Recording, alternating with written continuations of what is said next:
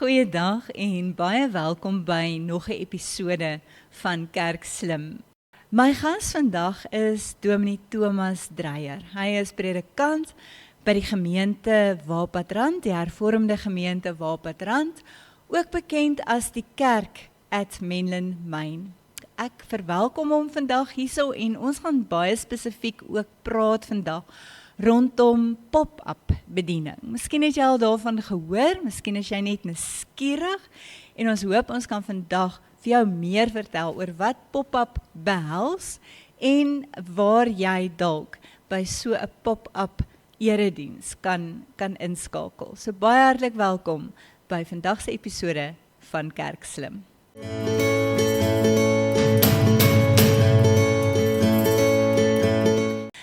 So my gas vandag is Thomas Dreyer en dit is my baie lekker om hom hier te hê vandag. So ek wil graag kans gee dat hy homself sommer voorstel. Ons wil weet van jou familie, ons wil weet van jou bediening en dan kan ons wegval. So ek is Thomas Dreyer, getroud met Veronica Dreyer. Gelukkig het ek 'n jonger vrou getrou, so ek is baie gelukkig daaroor. 2 kinders, seun van 11 en 'n dogter van 9, wat vir ons baie plesier en vreugde in die lewe gee. Wat my bediening self aanbetref, ek is die afgelope ruk die ouer predikant in ons gemeente gewees, maar nou pak ek hierdie nuwe goed aan, ek weet nie hoe dit lekker werk nie, maar ja, ek is by ons gemeente hanteer ek die pop-up bediening, dit klink dalk volksvreemd die woord pop-up, dit is maar eintlik afgelei van woorde wat ons op die internet gekry het, jy weet, daai tyd toe die internet nogal 'n groot rol in mense lewens gespeel het, almal het dit vir die eerste keer gesien, en dan pop daar goed op, en toe daar eintlik 'n modegier ontstaan, waar mense pop-up goed begin hou het, soos pop-up bioskope. Hulle sal dit byvoorbeeld kyk op 'n golfbaan, 'n film kyk, of hulle sal byvoorbeeld 'n restaurant net vir 'n naweek langs 'n rivier opsit. En dit was so, soos die Engels sal sê, 'n trend amper wat begin het. En ek dink dis maar waar die idee van pop-up, ek dink die Afrikaans daarvoor is opspring, maar hy val nie al so, rol nie so lekker van die tong af soos pop-up nie. En ek dink die meeste mense van vandag is maar eintlik 'n populistiese term, wat dit maar eintlik baie gebruik, en ek dink baie mense is daarom bekend daarmee. Goed, nou weet ek ook waar kom die naam vandaan. In ons kerk is ons die afgelope tyd, as jy self deel is van 'n gemeente, sal jy weet, ons het klomp uitdagings rondom kerkwees, veral na COVID is dit so dat baie mense het nie teruggekeer kerk toe nie, baie mense verkies aanlyn bediening, en die kerk het al hoe meer begin ons praat om te sê, maar ons moet kyk na alternatiewe forme van bediening, en dis waar Thomas eintlik al baie ver gevorderd is. Hierdie idee het op 'n vreemde plek ontstaan. Vat ons net so 'n bietjie terug. Ek dink jy het iewers weggegaan en Ja, ek het dit het so eintlik so hier, ons het eintlik met pop-up begin in 2018, so voor COVID al. Het ons al die eerste geleentheid gehou. Ons het eintlik bietjie met uitdagings gesit in die ooste van Pretoria. Daar's ongelooflike uitbreidings, maar die gemeentes groei nie. En ek meen, op daai stadium was ons die laaste gemeente in die ooste, voordat 'n ou daar natuurlik nou Cullinan Bronkhorstspruit kry. So dit was die laaste gemeente, en verder oos van ons was daar ongelooflike uitbreidings daar by Silver Lakes omgewing, Equestria en als. En ons het net agtergekom, maar ons bereik nie hierdie mense op ons tradisionele manier van bediening nie, waar ek eintlik baie tuis in voel. Dis ook groot gemaak is, groot geword het, my pa self wat in die tradisionele bediening was. En ons moes op 'n manier anders dink daaroor. En ek is toe op 'n stadium genader om te dink oor 'n nuwe manier van kerk wees, maar met 'n hervormde ethos en teologie. En toe het ek so op 'n stadium weggebreek op my eie op 'n eiland en bietjie gaan dink en gewonder en als. En toe het ons met die idee gekom, ek en dan my operasionele bestuurder Diane en haar man Pieter het eintlik met hierdie idee vorendag gekom, want ons het nie 'n begroting gehad om dit mee te werk nie, so ons het 'n 0 begroting gehad. Die kerk het gesê hulle sal ons help, maar ons kan nie eiendom koop of so nie, dit is ongelooflik duur mos in die ooste maar. En toe het ons op hierdie gedagte gekom van pop-up. Ons het gekyk na plekke, eers waar ons sale hier en sulke tipe goed.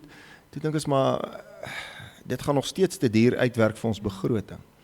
En toe die gedagte gekom om dalk na plekke toe te gaan, wat nie noodwendig so goed benut word op 'n Sondagoggend nie, maar wat reeds oop is. En wat die waarde sal sien daarin, dat ons voete soontoe bring. En toe die gedagte van restaurante gekom. Die ander gedagte op daai stadium was kapelletjies van waar trouvenues is. Want dis oop. Die vorige aand was al mense is nou maar 'n bietjie skoonmaak wat daarmee saamgaan, maar dit was ook een van die moontlikhede. En dis toe die gedagte, die saadjie geplant is, en van toe af het hy nou maar ontwikkel, soos 'n ou dit nou maar deurdink het, en bietjie die gedagte in jou kop en jou gedagtes gebroei het. En toe het hy later aan deur so trial and error, soos hulle sal sê, het hy ontwikkel maar die gedagte van pop-up in restaurante. Wonderlik. So ons hoor is eintlik voor COVID al uit hierdie gedagte begin. En ek weet hy kry baie traksie en is baie gewild. Mense wil regtig hê hulle moet al hoe meer, maar jy's omtrent een mens en ons het al gesê ons moet vir Thomas probeer kloon op 'n manier, maar ons gaan nou net daaroor gesels. Vat ons deur hoe lyk 'n tipiese pop-up erediens? Tipies die erediens as sulk. So dit begin eintlik, kom ons begin maar die oggend self. Ja. Ongelukkig is dat die kerk nie reeds opgestel nie. So jy is nie 'n koster nie. Daar's nie 'n koster wat oopsluit nie. Daar's nie iemand wat kyk dat die alles reg is en die kerk skoon is nie. So jy's maar baie afhanklik van die restaurant. Wat 'n mens naderhand 'n vertrouensverhouding maar opbou mee. Maar so om en by 7:00 die oggend, dan begin ons met opstel van klanktoerusting, die tafelsplasings doen, want mense het bespreek vir kerk. So dis eintlik maar wat dit begin. Dit begin eintlik by advertensie wat uitgaan, amper soos 'n lokprent, 'n lokfilm of 'n reklame wat uitgaan op sosiale media. En dan sal die mense dit sien en hulle sal dan daarop reageer op 'n Google Form waar hulle dan sê, hoorie, so ons wil graag 'n tafel bespreek vir soveel volwassenes en soveel kinders onder 10 jaar. En dan sal hulle die oggend daar arriveer. Hulle kom so enigiets van 8:30 af, snaaks genoeg, sal die eerste mense opdaag, maar die meeste mense is net so 5 minute voor kerk, daar gaan hulle almal op, ons daar so ry buite kan die restaurant wat daar staan. En dan het ons 'n gasvrou gewoonlik wat die mense ontvang, wat hulle na 'n tafel toe lei om te sê, hoor julle sit hierso, en dan kry almal 'n natuurlike gratis koppie koffie of 'n cappuccino, wat altyd baie lekker is. Ek sê altyd by 'n kerk en 'n gemeente moet 'n mens ten minste lekker koffie hê. Seker. En as daai reuk in die lug hang, dan is dit sommer net ook lekkerder altyd daar. En dan word die mense na hulle tafels toe gevat en dan terwyl hulle nou daar sit, is daar musiek maar wat in die agtergrond speel. Ons het meeste van die tyd iemand wat op 'n gitaar 'n liedjie sing of iets, so is iemand wat regstreeks sing. En dan gaan die mense gewoonlik, daar is menus ook en spyskaarte, en dan party nie, almal nie, bestel dan sommer ontbyt ook, en dan word daai bestellings gehou tot ek klaar is met my aanbieding. Nou my aanbieding het my ook nogal baie uitgedaag, want is nie jou tipiese tradisionele diens wat ek daar kan aanbied nie. Ek kan nie staan en met die mense praat soos in 'n gemeente nie. So ek moes my styl ook aanpas, wat baie ek het baie sekuriteit gehad in die manier as 'n mens agter 'n preekstoel staan, en so ek het myself baie ontbloot gevoel en onseker oor dit. Dit was vir my baie stresvol geweest die eerste keer, en ek moes 'n aanpassing maak, en soos ek sê, die preekstyl is heeltemal anders en die taal is ook anders. Waar mense in die verlede 'n spesifieke kerklike taal gehad het. My pa en my ma het my baie oor die vingers getik en sê, jy kan nie dit van die preekstoel af sê of op daai manier nie, want mense in die kerk ken die kerklike taal. Maar mense buite die kerk en die gemeente ken nie noodwendig kerklike terminologie en taal nie. As ons byvoorbeeld praat van skuldbelydenis in die gemeente, weet almal wat dit is. Ja. Mense daar buite, skuldbelydenis is vreemd. Dis nie iets wat hulle in normale omgangstaal gebruik nie. So my taal moes ek bietjie aanpas, en ook my beelde wat ek gebruik. So dis 'n paar goedjies of aanpassings wat 'n ou natuurlik nou inbring met die eksegese. Eksegese bly eksegese. Ek sê altyd op die eind van die dag, praat die woord deur die gees met 'n mens. Jy kan nie jou eie storieetjies uitdink en als nie, jy werk met die Bybel, en dis ons normaans waarin ons alles meet. So die skrif bly maar die bron van die prediking, van die gepredikte woord. So ja, ek moes paar verstellingkies maak, en dan natuurlik die verpakking daarvan. Soos ek reeds gesê, die styl is bietjie anders. Ons het dalk in die tradisionele kerk het ons geskenk wat ons toedraai in breinpapier en vir die mense gee, en ek wil amper net om die metafoor te gebruik by die pop-up kerk, is dit dieselfde geskenk, want dit is die woord. Maar ons draai dit dalk net toe in geskenkpapier en ons sit 'n rooi lint op. So dis net die verpakking daarvan wat dit bietjie anders maak. En dan gee ek die boodskap terwyl ek tussen die tafels deurloop, en dan nadat ek dit gedoen het, dan bid ek gewoonlik, doen 'n gebed vir almal, en dan is daar gewoonlik 'n lied wat spesifiek betrekking het op die preek self. Wat ons dan gebruik dan, wat iemand dan sing of wanneer ons luister. So die mense sing nie self in die pop-up geleenthede nie, wat vir my amper is bietjie 'n tekortkoming, en ek weet nog nie hoe spreek mense dit aan nie, want dis moeilik om mense sonder die regte begeleiding te laat sing by 'n restaurant. Dis amper bietjie vreemd.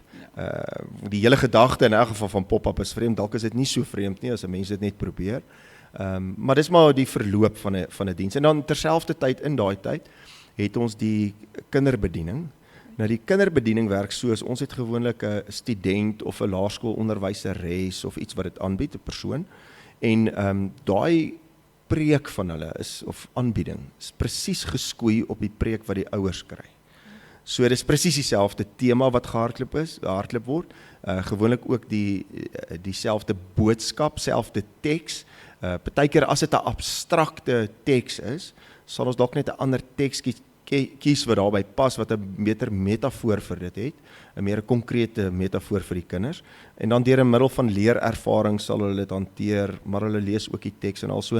Ek sê altyd, ons het altyd as gesin teruggery en dan het ons die preek bespreek in die motorkar. Ja.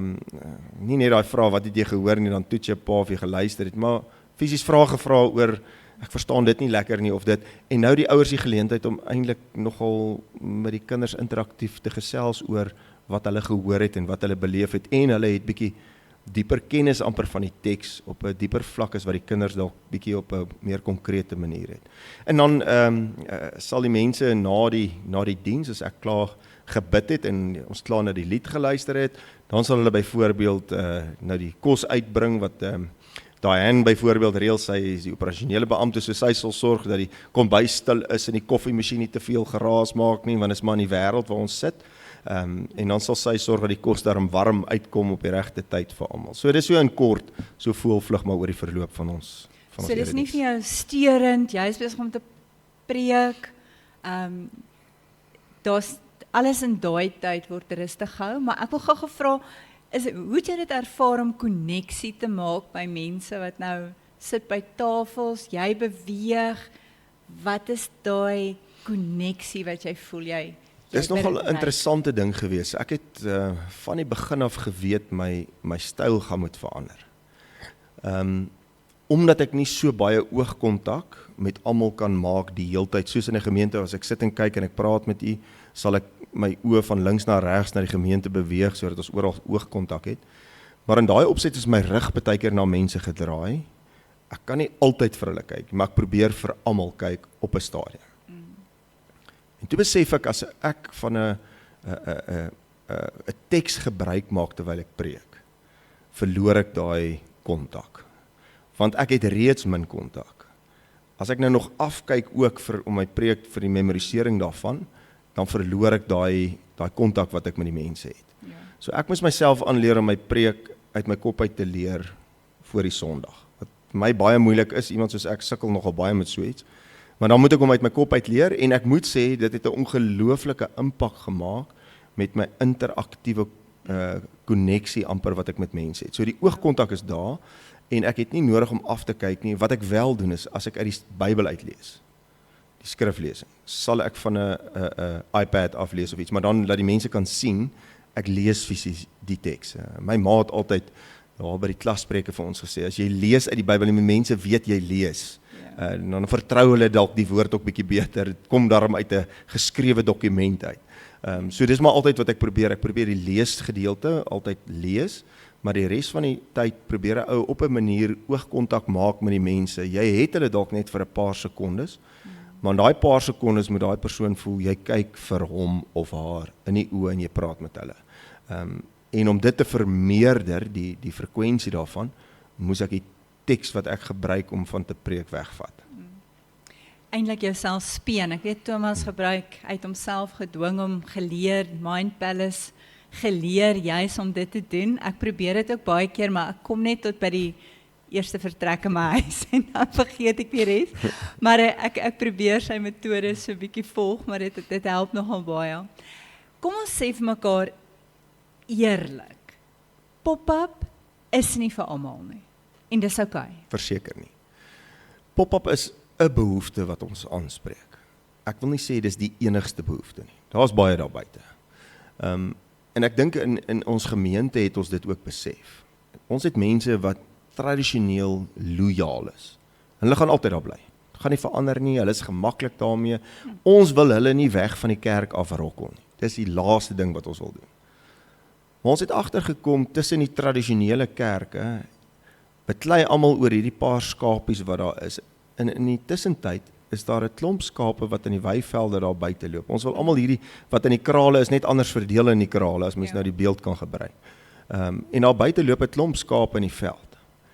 En ek dink dis waar die aanslag kom. Ons aanslag het gekom om te sê ons het 'n ander nismark wat ons kan aanspreek, 'n behoefte wat sekere mense het. Nou die tipiese mense wat pop-up toe kom, is mense wat kerk los is, kerk soekend is, deur die kerk seer gemaak is, nog nooit in 'n kerk was nie, en mense wat nooit weer hulle voete in 'n kerk sal sit nie. So dis die tipiese mense wat na 'n pop-up toe kom. Ek verduidelik dit altyd so. As iemand jou na 'n kerk toe nooi, 'n geleentheid, 'n erediens, dan wonder jy altyd, dink die ander persoon ek moet nou myself bekeer of daar's dalk fout met my eie geloofslewe. Maar as iemand jou nooi na ontbyt toe, waar daar ook iemand gaan wees wat 'n boodskap gaan lewer en als, is jy baie meer tegemoetkomend ten opsigte van so uitnodiging. Want jy word nie geoordeel nie. En is op 'n neutrale plek. Ja. So mense is baie meer gemaklik om soontoe te kom vir die eerste keer. En ek dink dis nogal een van die dinge wat ons rondom die bagasie van 'n gebou, 'n spesifieke denominasie, het ons bietjie op die agtergrond geskuif en dit 'n neutrale area gemaak waar mense gemaklik voel, amper meer oop is ten opsigte van woordbediening. Amper minder filters op het. Dis amper soos 'n predikant wat met 'n kort broek op 'n gemeentekamp preek in 'n saaltjie daar terwyl die kinders swem in die swembad. Almal is gemaklik daarmee, maar laat hy nou Sondag met sy kort broek op die preekstoel staan, gaan niemand dit toelaat nie. En is presies dit. Goed, so ons sê vir mekaar dat ons wen nie iemand oor na 'n kerk toe nie. Ek dink dis al klaar waar die gemaklikheid kom, dat wanneer jy iemand nooi, dis nie ek wil jou oorwen na ons kerk of ons gemeente toe. Ons is dit eens, dis 'n missionale geleentheid. Die persone wat pop-up bywoon, gaan nie noodwendig ooit by 'n tradisionele. Daar is mense wat wel tradisioneel en ook pop-up, maar die meerderheid mense is, soos jy hulle noem, poplinge. Behalwe daai Sondaggeleentheid, het jy ander kontak met daai mense, of is dit 'n eenmalige Sondaggeleentheid en daar's nie 'n ander verbintenis of verantwoordelikheid wat jy teenoor die mense het andersins nie? Ek wil graag eers so begin. Ons getalle by die pop-up geleenthede, ons, soos die Engels sal sê, ons magic number is 140. So dis maar mee ons wil mee werk. Ons wil nie meer eintlik as dit gaan nie. Pretoria hardloop nou 200, 300 partykeer. Van die ander pop-up geleenthede is hier by die 100. So 140 is eintlik 'n goeie getal. Hoekom ek so sê is, as 'n mens gaan kyk na die indeling wat ons het, ek kan nou die ou onthou nie, jy sal onthou wat die indeling volgens pastorale gemeente, korporatiewe gemeente en familiale gemeente het. Die pastorale gemeente lê presies in daai vlak van 140 daar rond. En by 'n pop-up geleentheid kan ek amper as pastor by elke liewe persoon aan tafel langs gaan, met hulle praat. Hoe gaan dit met hulle geloofslewe? Is daar enige vrae wat hulle het oor die preek? Want mense het klaar uur uitgesit wat hulle eet. So jy het 'n geleentheid om met hulle kontak te maak. Wat dit dan so goed maak is dat omdat 'n mens daai geleentheid het om met hulle te kan praat, daar begin jy verhoudings bou. En dan word dit nie net meer 'n Sondag geleentheid nie. Want nou is, sê nou maar, Johan se pa siek in die hospitaal. Hy is opgeneem nadat hy in 'n ongeluk was of hy het kanker. Wie gaan hulle bel? Hulle bel my, want ek is hulle pastor. En ek gaan besoek hom. Ek trou mense, ek doen besonderse pastoraat met mense, ek doen sieke besoeke, soos enige ander predikant. So jy het daai, omdat jy daai verhouding het, want ek dink dit is waar die groot ding lê. Dit gaan nie oor getalle nie, maar dit gaan oor verhouding.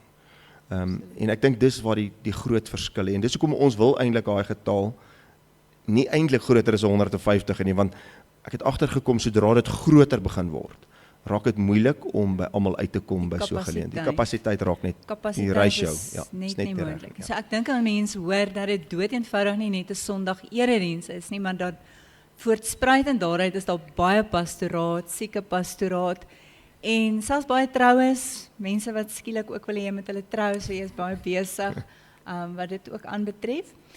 Kom ons beweeg bietjie aan om vir mekaar te sê, waar is al hierdie pop-ups en hoeveel keer 'n maand is daar pop-ups? So op hierdie stadium het ons 2 pop-ups in Pretoria, in die ooste van Pretoria 'n maand, en 2 in Hartbeespoort, en ons ruil dit om die beurt. Ons het by Irene begin ook, ons het daar so 2 maand aangebied, en my kollega Paul, wat ons nou ongelukkig verloor het na 'n ander denominasie toe, hy het dit altyd aangebied, want hoekom? Hy het 'n netwerk gehad waarop hy kon intap. So op hierdie stadium is dit maar al, dit is nou net ek wat pop-ups doen, in die verlede was dit ek en hy, so ons kon die frekwensie daarvan bietjie meer maak. Waar dit 6 was, is dit nou 4, maar ons is op hierdie stadium besig om te kyk na 'n nuwe kollegas wat dalk die moontlikheid, die uitdaging sal aanvaar om ook pop-up te help aanbied. Daar is 'n klomp, is daar iemand is wat belangstel? Ja, asseblief. Advertensie uit, doen asseblief aansoek. Maar ek dink vir die kerk beteken dit ongelooflik baie, want ons lewe regtig nou die opdrag uit van Missio Dei. Ek dink dit is nie 'n uitnodiging wat op dowe ore moet val nie. As daar van ons predikante is wat voel, dit is iets wat jy jouself in kan sien, ons besef ook, dit is nie vir almal nie, maar daar is dalk persone wat voel, dit is iets wat ek graag sal wil doen en mee eksperimenteer. Thomas het al meer as een keer gesê, hy is meer as bereid om te help en jou op te lei en vir jou al die geheime goeters te leer wat hy nou al met moeite en met pyn en lyding moes leer, is hy bereid om met ons te deel. So baie dankie daarvoor. Ek dink dit is 'n belangrikheid, omdat hy net een persoon is, so wil ons graag meer en meer mense betrek. Kom ons sê net gaga, is dit net, as ek dit so mag vra, is dit net vir sekere woonbuurte? Net mense wat dit kan bekostig om in 'n restaurant teenoor te gaan, dat mense sal sê, maar ek kan nou nie bekostig nie, moet ek nou ook 'n ontbyt eet? Kan ons net daai miskonsepsie Ja, daar's 'n stigma wat kleef daaraan dat dit net vir gegoede mense bedoel is.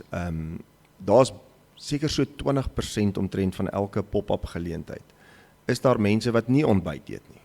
Hulle kom, hulle kry verniet hulle cappuccino, hulle sit daar, hulle luister na die diens, na afloop van die lied, het hulle gewoonlik staan hulle op, hulle loop uit of hulle kuier nog langer. En is okay. En is alright as jy nie ontbyt nie. So jy word nie verplig om te ontbyt te eet nie, jy word nie verplig om ons doen in elk geval nie buffet nie, want dan moet almal eet om die buffet vol te kry. Ons het sê, as jy iets wil bestel, is daar iets, en daar's iets van 'n persoon wat 'n R50 budget breakfast wil eet, tot iemand wat 'n French cuisine dier ding op die spyskaart bestel. So daar is 'n geleentheid vir almal, en daar's die wat mense wat ook nie eet nie. Ja. En is reg, dis nie 'n probleem nie, dis nie dat die restaurant jou gaan verplig of so iets nie. So dis regtig vir almal bedoel. Ja. So dis vir enige area ook, as jy in 'n area op die platteland so iets wil begin in 'n koffiewinkel, dan is dit ook goed. So, en ek dink die belangrike vandag om te hoor dat pop-up is nie 'n bedreiging vir enige bestaande gemeente nie. Ek dink Thomas hulle ook kontak, as hulle in 'n sekere gebied in beweeg, dan kontak hulle ook daai predikante, sodat daardie predikante ook bewus kan wees dat daar gaan 'n pop-up in hulle area wees, maar dit is, ons vat mekaar se hande, en ons is nie vir mekaar 'n bedreiging nie. Uiteindelik moet ons koninkrykstaal praat, en die koninkryk op hierdie manier dien. Twee goed wat ek nou kan onthou wat jy nou aangeraak het. Die eerste is rondom die plekke ook. So ons doen dit nie altyd in restaurante nie. Ons het baie keer 'n piknik in 'n park wat ons opstel en dan bring almal hulle eie piknikmandjie. Ons sal altyd sorg dat daar goeie koffie is. Dis die een ding wat ons altyd probeer doen. Maar dan sal mense in die park bymekaar kom of in 'n tuin. Ons het op verskillende plekke oorweeg om pop-ups aan te doen. Dit hang nou altyd af van logistieke, is dit veilig, daai tipe goed. Maar soos ek sê, ons het dit al op 'n grasperk gedoen en almal 'n piknikmandjie gebring hier oor die lente, waar ons nou lentedag vier. En dan doen ons die boodskap so. So dis die een ding. Dan die ander dinge rondom die pop-up geleentheid, 'n bedreiging vir ander gemeentes. Ek sê vir ander hervormde gemeentes, ek wil amper sê glad nie. En ek kan 'n voorbeeld noem van Schoemansdal gemeente. Ons pop-up daar in Harties is in hulle grense. En die betrokke predikant daar, Dominee Werner, het spesifiek na my toe gekom en ons het eintlik 'n baie goeie verhouding. Ek het al by hom gepreek ook. En hy het net vir my gesê, Thomas, weet wat, hierdie is koninkrykswerk. En ek kan met eerlikheid sê, ons het nie een van sy lidmate gevat nie. Hy is baie gemaklik daarmee. En hy het vir my reguit gesê, wel as een van my lidmate meer tuis voel daar, behou ons om ten minste vir die hervormde kerk. En die ander moontlikheid, as hy soontoe gaan, het hy al reeds begin uitkyk vir ander moontlikhede. Ja. So ek dink as 'n mens daai verstaan het, kan dit help. Ons vul mekaar aan, ons vat mekaar se hande en ek dink die gehele gedagte van pop-up is nie om te sê dit is nou net pop-up nie. As jy hierdie idee jou kan stimuleer om ook nie te dink, om vars te dink, is ons regtig waar saam bly daaroor. So ek wil jou nog so 2 vragies vra. Ek wil hoor wat is jou uitdagings? Wat se uitdagings het julle mee te kampe? En dan jou droom. So die uitdagings op hierdie stadium is kapasiteit. Ek dink as ons meer mense sal kan kry wat gemoedelik is met die styl van aanbieding en natuurlik die opofferings wat daarmee saamgaan, want daar is maar 'n bietjie opofferings. Sal dit baie goed wees om nog pop-up geleenthede op die been te bring, want daar's versekerde behoefte daaraan. Dit kan ek eerlik sê. As jy net gaan kyk na ons besprekings, want ons word gekap, afgesny op 'n sekere punt met getalle, en as ons omtrent elke keer vol bespreek, dan moet ons mense sê, hoor hierso, ons kan ongelukkig nie nog mense nie, as daar kansellasies is, sal ons jou laat weet. En dan, partykeer op 'n Sondagoggend sal mense sê, daar's 'n kansellasie, my kind is siek, dan bel ons mense of stuur 'n WhatsApp, en dan kom daai mense daai oggend kerk. So dit gebeur ook. So dit is een van die goeie se kapasiteit. Dan die ander ding is, dit vat omtrent so 'n jaar tot jaar en 'n half vir mense om te kan sien dat die pop-up eintlik hulle geestelike tuiste is. 'n Mens kry dit dat mense aanvanklik dink dis 'n geleentheid en dan woon hulle dit by en dan finansiële bydraes word nie gegee regtig nie. Ons het aan die einde kollekte wat ons hou. Maar dis eers na 'n jaar wat mense sê, maar ek voel tuis hier. En dan vat hulle eienaarskap van dit. Ja. En so daai uitdagingkie om dit vroeër te laat gebeur. Ek dink by gemeente gebeur dit bietjie vroeër, want jy vra attestate aan en dan kry mense attestate en dan is hulle deel van die gemeente. Ja. By ons is dit nie so, ons het 'n nommer van jou. Dis die enigste manier hoe ons kontak het is jou selfoonnommer en jou e-posadres. So dis bietjie 'n ander tipe manier. En dan natuurlik om plekke te kry, restaurante en plekke, plekke van, ek wil amper sê, plekke van lewe wat iets verstaan van die kohesie wat daar kan wees. Kruisbestuiving wat daar kan plaasvind, dat dit voordelig vir albei is. Ons kry baie keer dat plekke dit nie kan insien nie. Snaaks genoeg, dis baie van die Grieke restauranteienaars wat dit dadelik insien. Kyk, hulle het ook vir besigheid. So hulle weet dis vir hulle 'n voordeel om dit te doen. Terwyl ander ouens dit glad nie kan insien nie. Ons het een betrokke restaurant, ek sal nou nie name noem nie, wat die eienaar net gesê het, nee, hy dink nie dit gaan werk nie. En die Sondag wat kom het ons die restaurant langs aan gevra.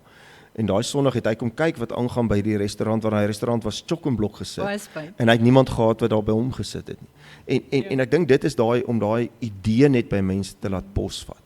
Want daar's ook 'n stigma rondom kerk wees, want 'n mens kry soveel versplinteringe, mense wat eienaardige goed baie keer by kerke doen, en ek dink baie restauranteienaars is bang dat daar nou ewe skielik Aan hulle onaardse restaurant, goed gedoen ja. word, mense gaan op tafel spring en ek weet nie wat als nie, maar dis 'n baie, ek wil amper sê, stigtelike geleentheid, in die sin dat ons nie snaakse goed doen nie, daar word 'n boodskap gegee, dis waaroor dit gaan, en ek wil amper sê, dis maar terug Bybels toe, Jesus daar waar hy onder 'n boom sit, brood breek, en met die mense gesels, of mosterdsaadjies vat, en begin gesels oor 'n beeld, daar waar mense saam is. Jou droom vir pop-up in die toekoms? Droom vir pop-up? Ek weet ons het so 'n paar dinge so wat ons nog nie heeltemal uit die mou uit wil laat nie.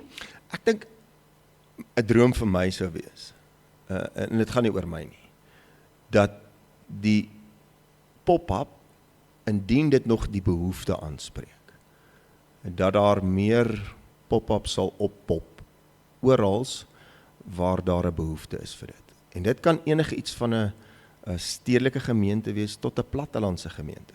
Ek het al baie keer gewonder, ek het 'n toevallige boer in die Karoo wat my genader het, ek het sy seun getrou. En toe sê hy vir my, maar wil ek nie 'n pop-up by hulle kom begin en aanbied nie. Hy is bereid om sy hele, uit 'n groot stoep daar in so skuur wat daar aan saam is. En wat ek sê, hy sal dit elke Sondag 'n skaap op die spits sit vir almal in die omgewing om soontoe te kom.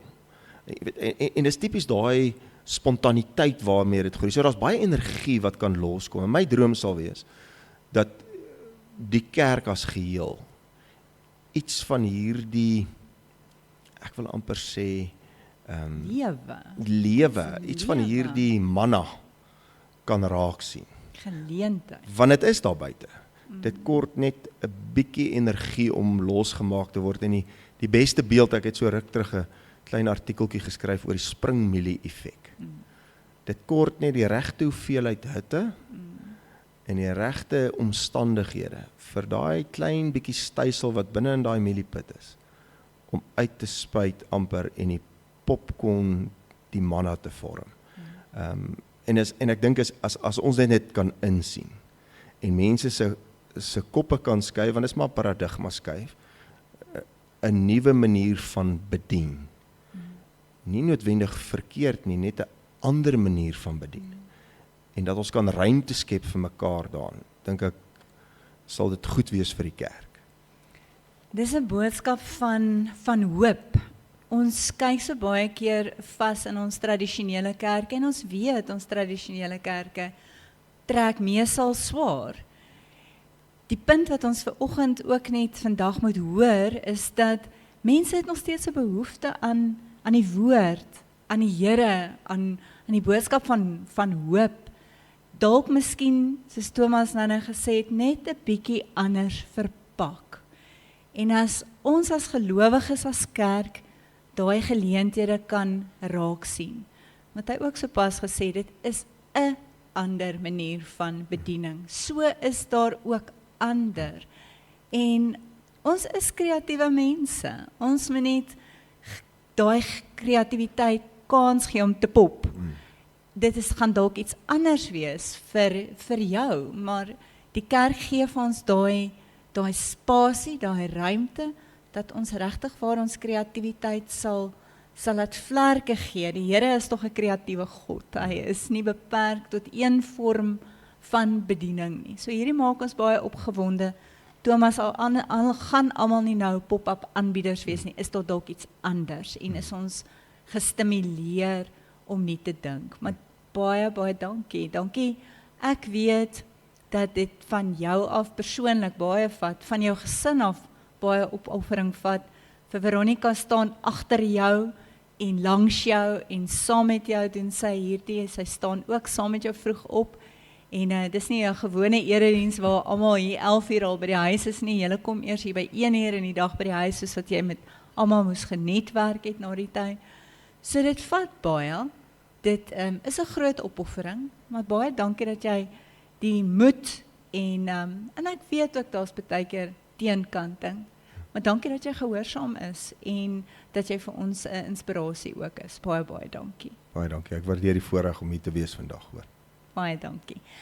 Dit is ons episode van Kerk Slim vandag. Daar's nog baie wat ek graag sou wou hoor en al die fynere detail. As jy belangstel om meer van pop-up te weet, kontak vir Thomas sommer direk, kontak my, ek kan vir jou sy nommer gee. En as jy van die episode hou, jy kan sommer subscribe op YouTube, dat jy nie die volgende een ook mis nie. Baie dankie dat jy ingeskakel het. Tot volgende keer. Kom ons wees saam. Kerk Slim.